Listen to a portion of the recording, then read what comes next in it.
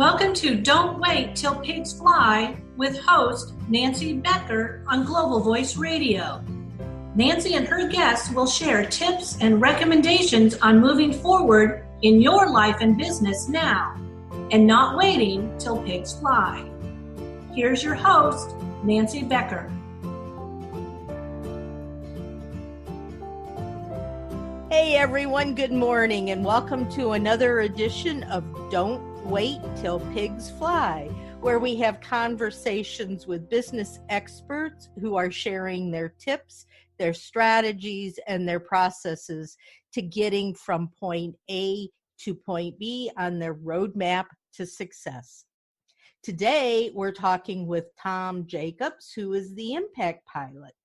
And to say Tom has been through a few things in his 30 years of being an entrepreneur is an understatement.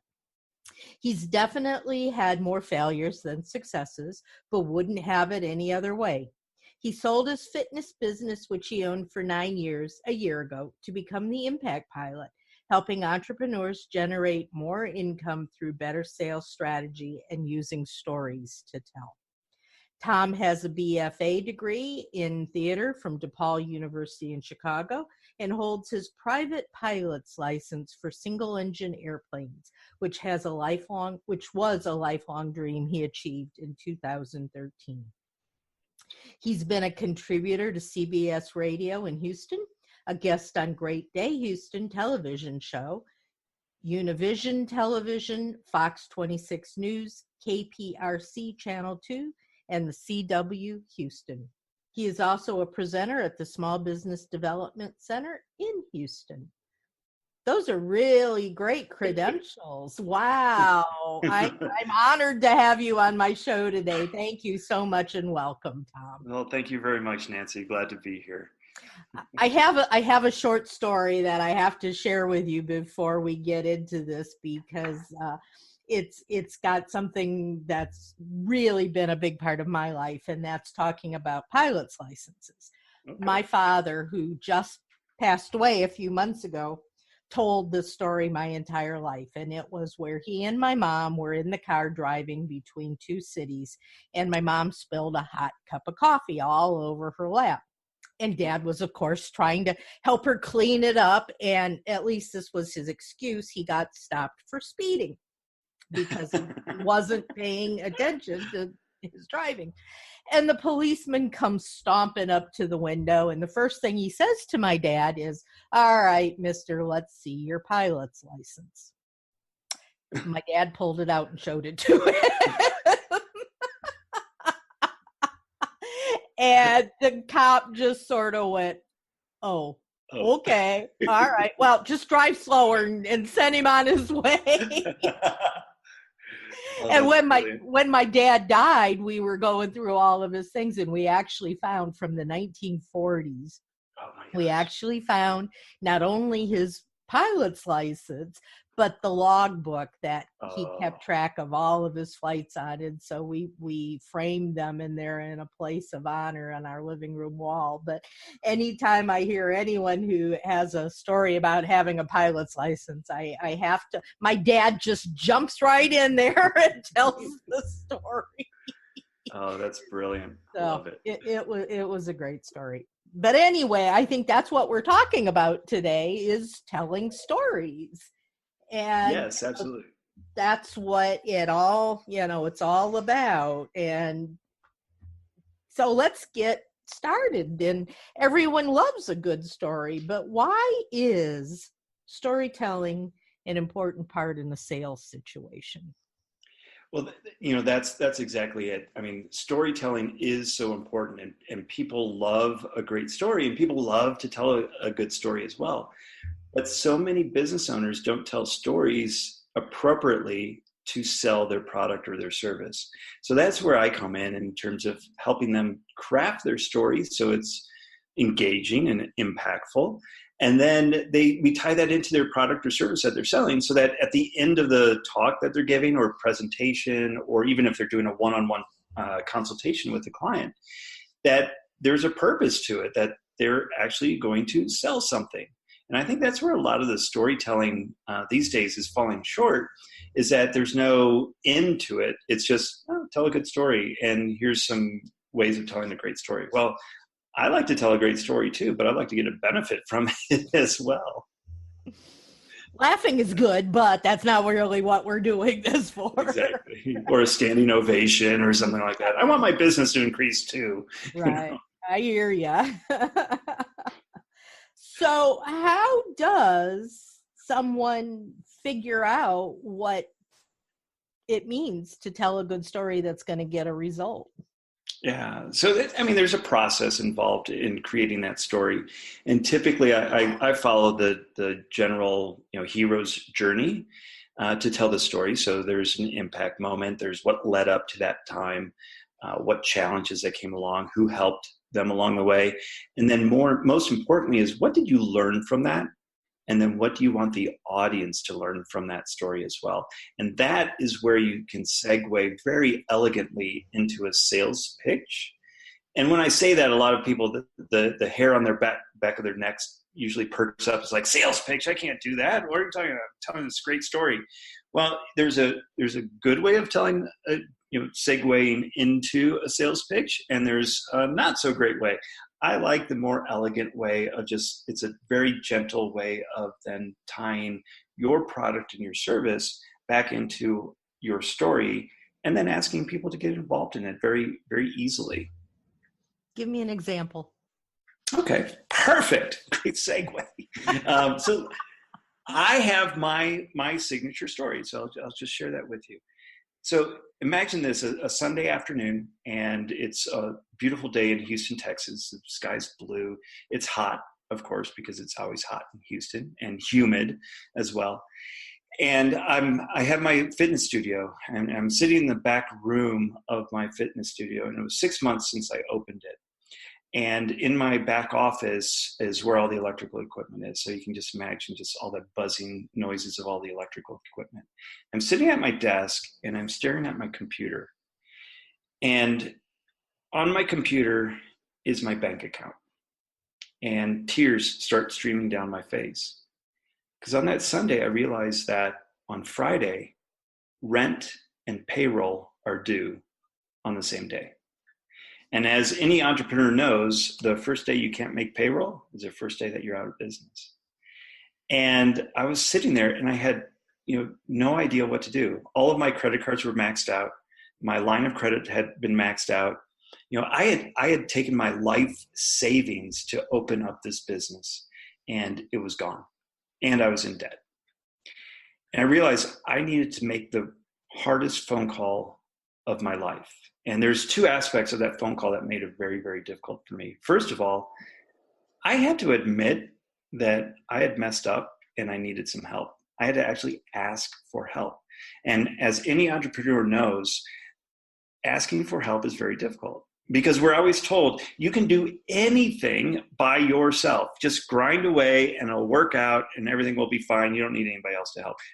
And besides, nobody knows exactly what an entrepreneur goes through except for other entrepreneurs. The second reason that phone call was very difficult for me was because it was to my father. Mm. And at 40 years old, I was 40 years old at the time, having to ask your dad for money, it's a very, very humbling experience. At least it was for me. And I got on the phone with my dad, and he could tell that I was crying, of course, and he could hear it in my voice that there was something wrong. And he's like, what can I do to help? And I said, well, Dad, I need $10,000 by Friday, or I'm going to go out of business. And he tried to give me some suggestions and things, but my dad's been a lifelong employee. So, the whole entrepreneurial mindset just wasn't there. And while he was very well intentioned, it just really didn't help much. But at the end of it, he agreed to loan me the $10,000. And I put emphasis on the word loan, because that's exactly what it was, with a 12% interest rate. And, get this, Nancy, I had to put my house up for collateral as well, and signed an 8-page document. I was like, wasn't that much of an employee after all. I know. It's like, where did this come from? And I was like, Dad, why the document? Why the interest rate? Why? I mean, come on. He was like, well, son, I want to teach you a lesson. I was like, Dad, I'm 40 years old. My business is going under. I need $10,000, not another life lesson. But as it turns out, dads are always right. And I did need that life lesson. And that life lesson came in the form of that it's okay to ask for help and that there is help out there. And so obviously I paid my rent, paid the employees as well. And I had a little bit left over, and I was able to invest more in me as an entrepreneur. And I hired my first business coach. Mm-hmm. And that business coach opened my eyes to the world of sales, and that sales is a process. And I'm an entrepreneur, but I'm also an introvert, believe it or not. But sales did not come natural to me.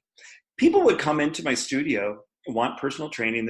And I'd usually be training somebody, and they'd walk in the front door, and I'd say, yeah, what do you want? Usually in that tone of voice.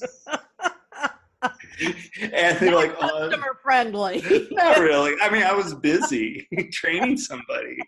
And they'd be like, well, yeah, I'm thinking about personal training. Okay, great. It's $60 a session. Buy 10 sessions, $600. You want it or not? And usually they'd be like, oh, let me think about it. And then never come back. So no wonder I went broke in 6 months, right?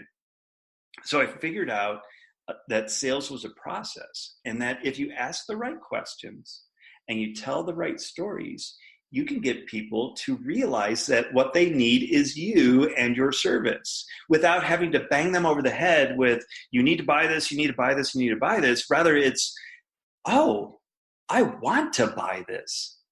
And you're just asking the right questions. And so that first year of business, while it was a complete disaster the first 6 months, the last 6 months were okay because I learned how to sell.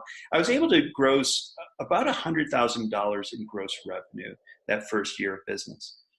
The second year of business, when I really dialed in my sales, I grossed $500,000. Wow.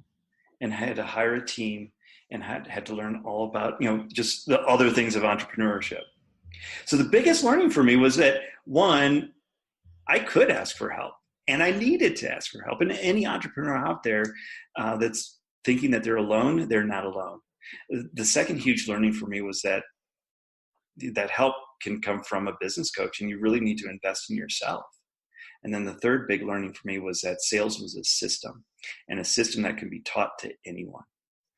And that's why I'm so passionate about sales systems and telling stories to sell. And that's why I've set up myself as the impact pilot, helping entrepreneurs realize that they can tell a great story and make some awesome sales from it too.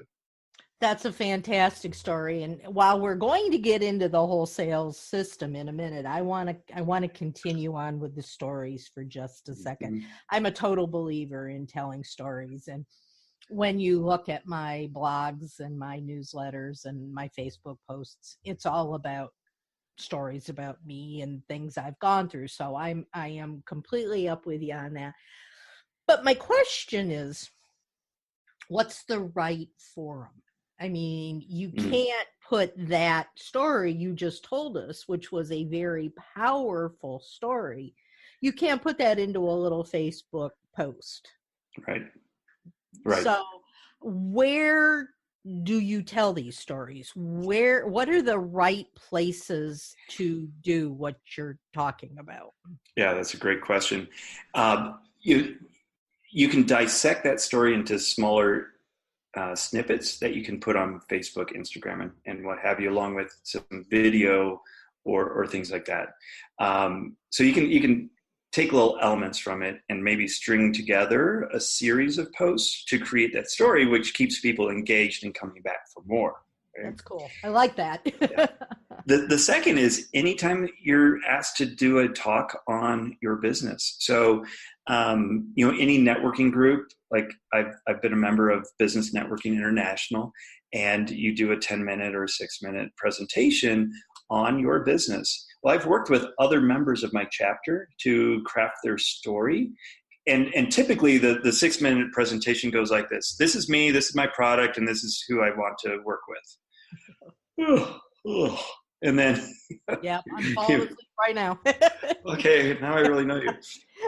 Well, I worked with one of my clients, Willie, and she did a couple different presentations, but she ended up doing a 6-minute presentation at BNI. And her story was that, well, first of all, her business is that she does send out cards. So she's a distributor for send out cards. Mm-hmm. And I was always like, Willie, why is send out cards so passionate for you? She's like, oh, I don't know. I just really like it. It's really great. You know? And like, well, great, but why? He's like, well, and then we got into her story where her mother, who was living in an assisted living facility, died, and she got a phone call on Monday afternoon that her mother had passed. And so she was dealing with that. The next day, Tuesday afternoon, she was on her way out of the house, and 2 state police officers were approaching her house to inform her that her husband had been killed in a helicopter accident that day. Oh, my goodness. Mm. Yes. So she started her talk that way, with that moment. All phones went down, all eyes were on her. And then she explained that she got all these condolence cards in the mail. And she was really touched that a lot of businesses took the time to reach out to her in her time of need. And she's like, wow, this is really amazing. And now I'm really indebted to that business, and I'm going to be loyal to them no matter what. And it sparked. She's like, wow, this is really powerful for customer retention and getting more clients. So that's why she's so passionate about send out cards, is because it came from this tragedy.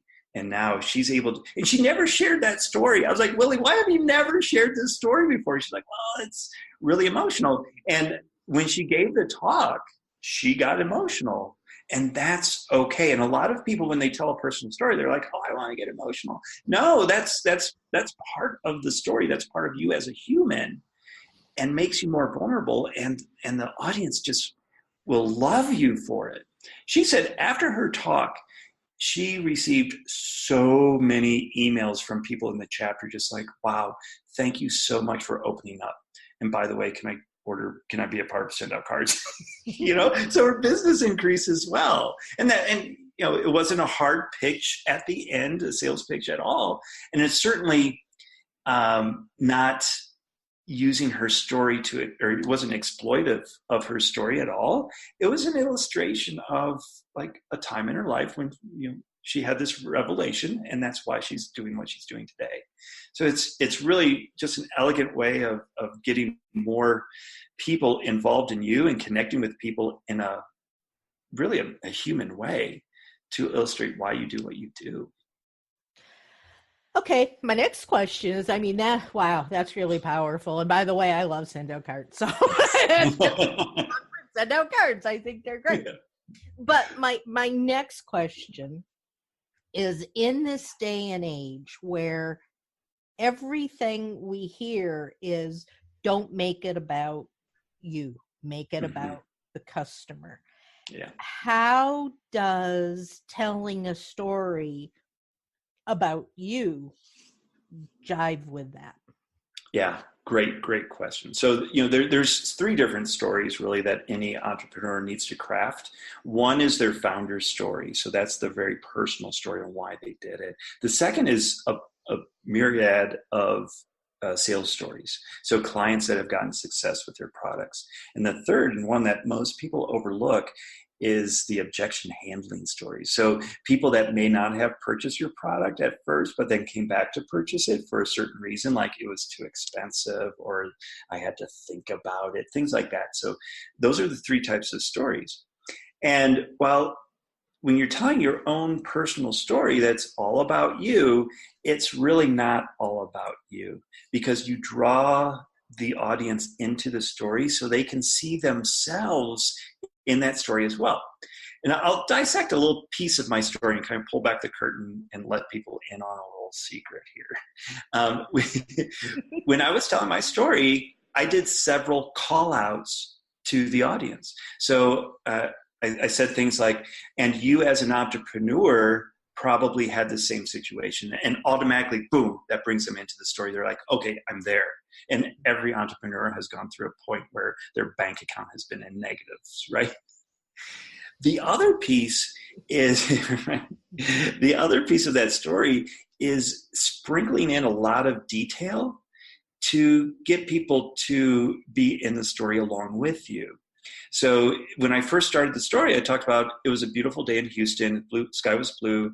It was humid. It was hot. I was in the back office. Electrical equipment was buzzing. People are there with me, and it's very descriptive.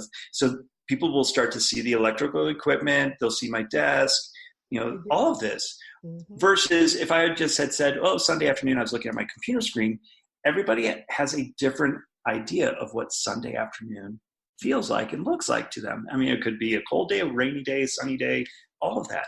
So creating that detail in the story is really, really important. And that draws the audience in so they can see themselves as part of that story. So it's not just, woe's me, this is my story, this is what I did, but rather the call outs bring them into the story that, okay, yeah, I'm there with you on that. Mm-hmm. And then the detail brings them in. So their vision of the story is the same as your vision of the story.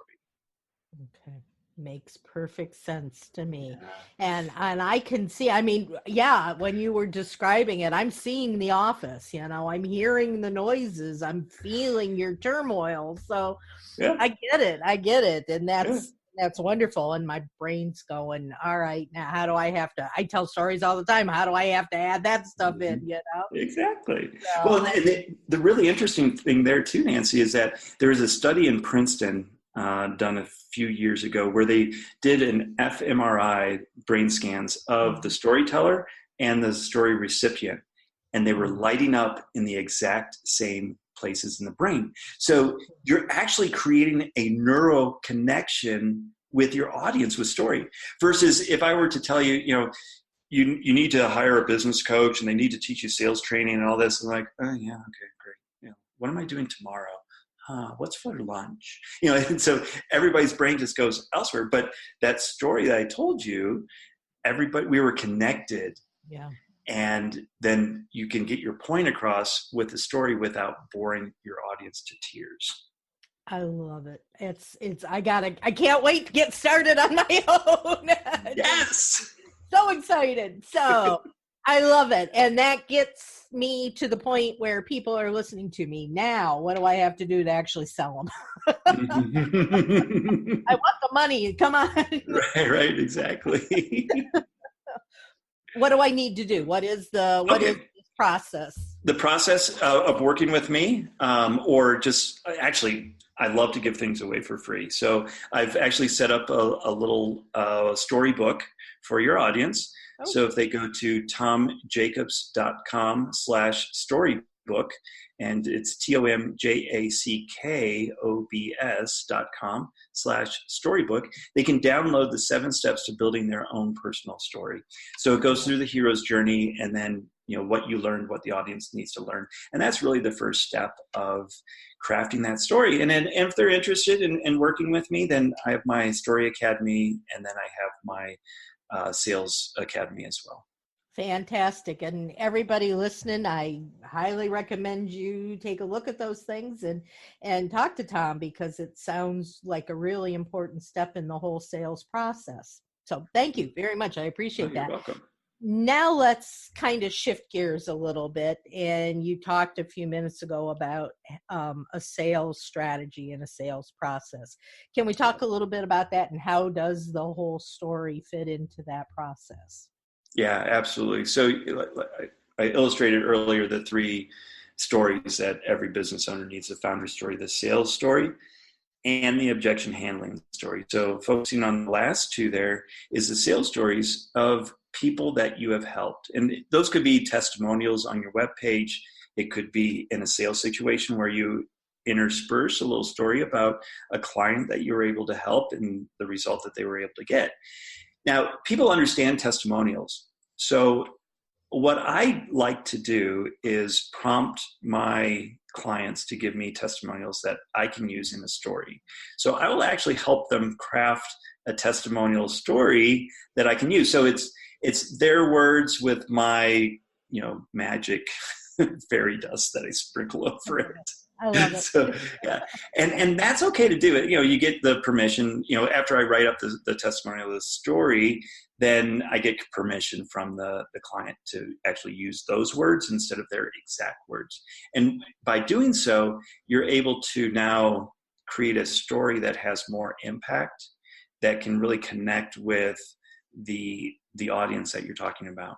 So as an example, the Willie story is one of my client testimonial stories about her business increasing because she was able to craft a story appropriately and sell her services from the stage. Yeah. Fantastic. Let's dig a little bit deeper into that.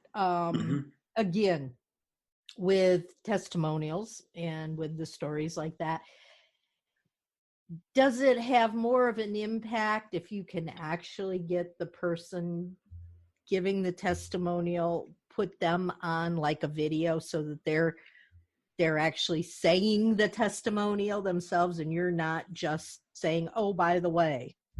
Yes, absolutely. And, I'm a big fan in having a live person give a testimonial as well. I mean, when I had my fitness business, we would do, Saturday morning boot camps, and we'd invite people to come do it for free.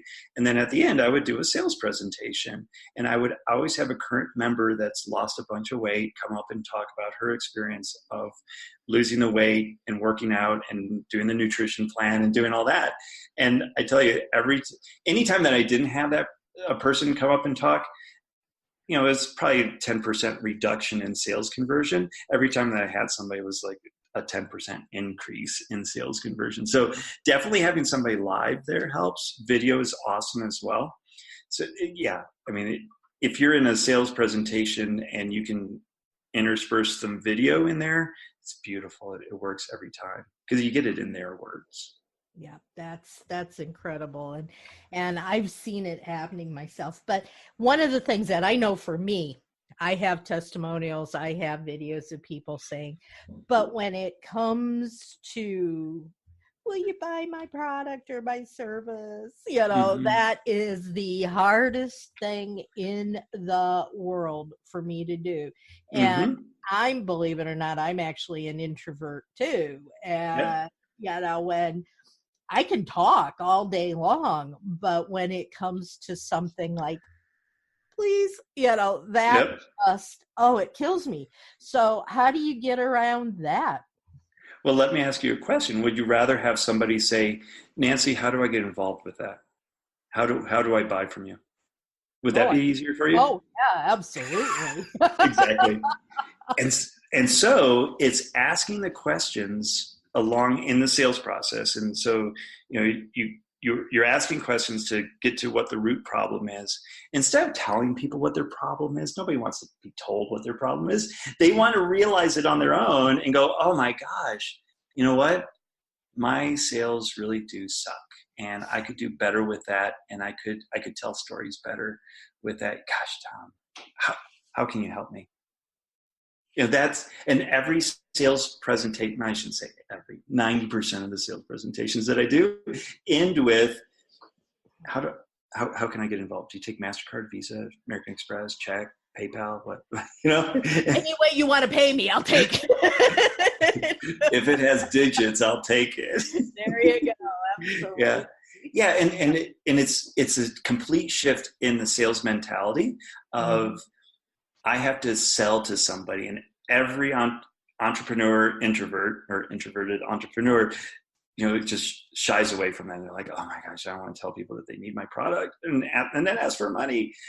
But shifting from that mindset into allowing people to buy from you.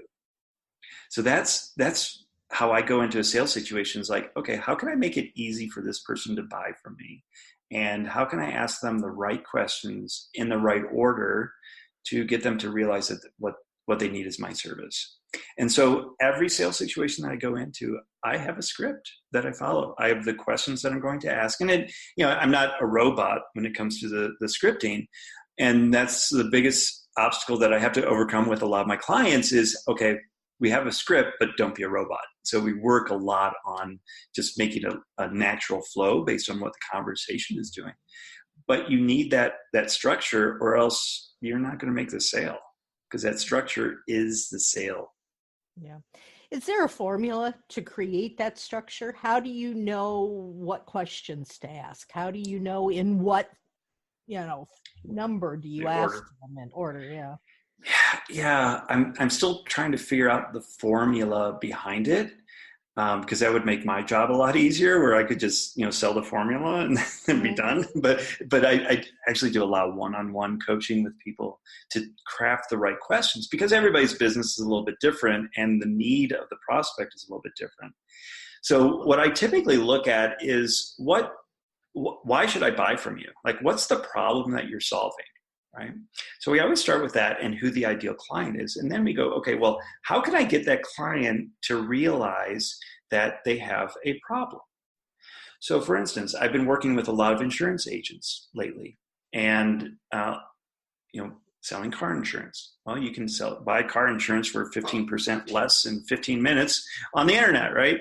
How do you get an independent agent that's very high on service to illustrate that their product and service is better than a 15% discount, right? Mm-hmm. So it's asking the right questions. So one of the questions is, have you ever been in a car accident before? Or do you know anybody that's been in a car accident? Yeah.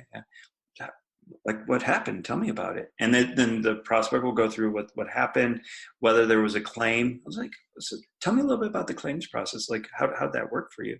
Oh my gosh, I had to call an 800 number, and then I was transferred to 5 different people and all that. Oh, wow.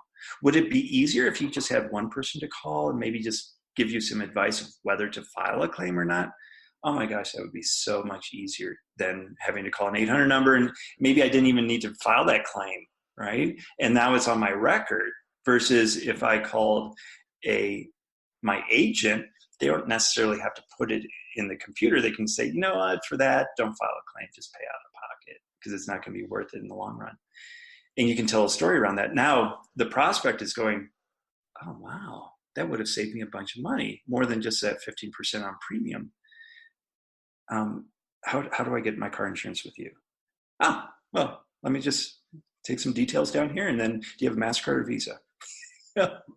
And that's a very easy way of identifying what the problem is. And then how can I illustrate that problem even more with a story and with more questions and follow-up? Because in the moment that I tell you, like, Nancy, your car insurance is too, it's not covering enough, you need something better, you're like, I don't know, maybe not. But if I get you to say it and I ask you the right questions, then you're starting to open up some questions in your brain that need to be answered, because we don't like open questions in our brain. Mm-hmm. And when I ask you questions that open up the questions in your brain, you need to answer those somehow. And if you're asking the right questions, then my prospect is going to be like, oh, how can I, and they're going to start asking you questions like, how can I get involved? How can I change that situation? Well, that was my next question was, is it a good thing if the client, the potential customer, starts out by asking you all kinds of questions? Yeah, I mean, no. Because you don't have control of the conversation when they're asking the questions. Whoever asks the questions has control. So, I always, I have a lot of Jewish friends. So, the Jewish mothers are always like asking questions like, how are you today? Oh, pretty good. How are you? And so I'll take a question and I'll turn around and ask them a question. And so it's just, the questioning as well.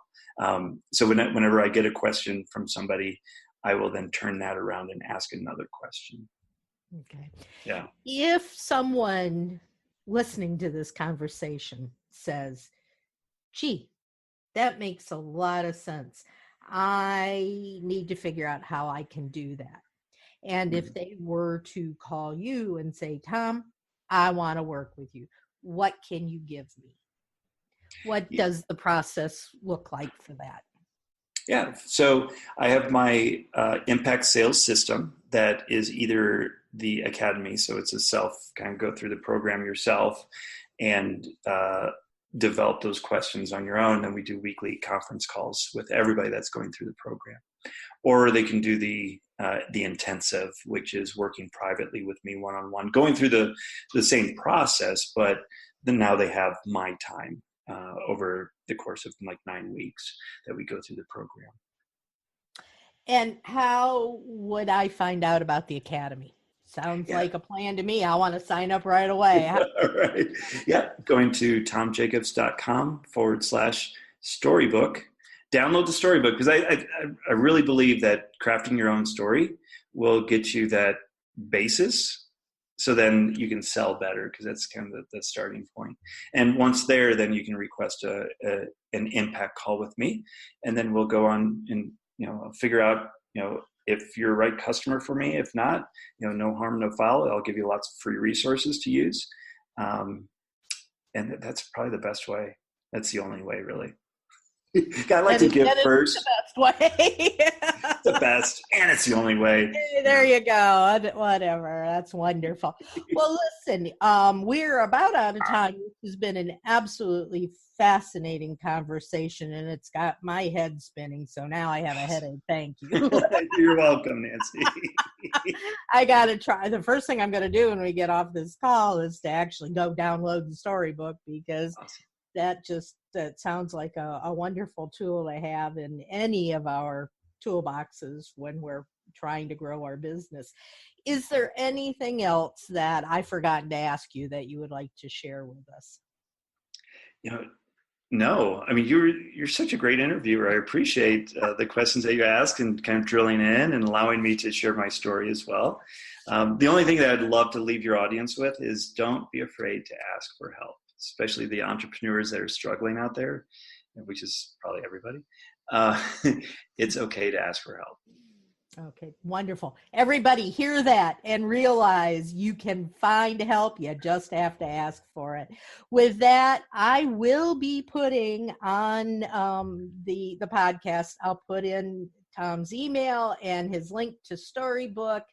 And again, thank you so much for everything today. And everybody, please go in, subscribe, download, and listen to this and all the other wonderful speakers that we have every week on this podcast. And please don't wait for pigs to fly, but get out there, do the things that we talk about, and I am sure you're all going to soar higher. Thanks a lot. Until next time, hopefully everything will go super well for you. Bye-bye, y'all.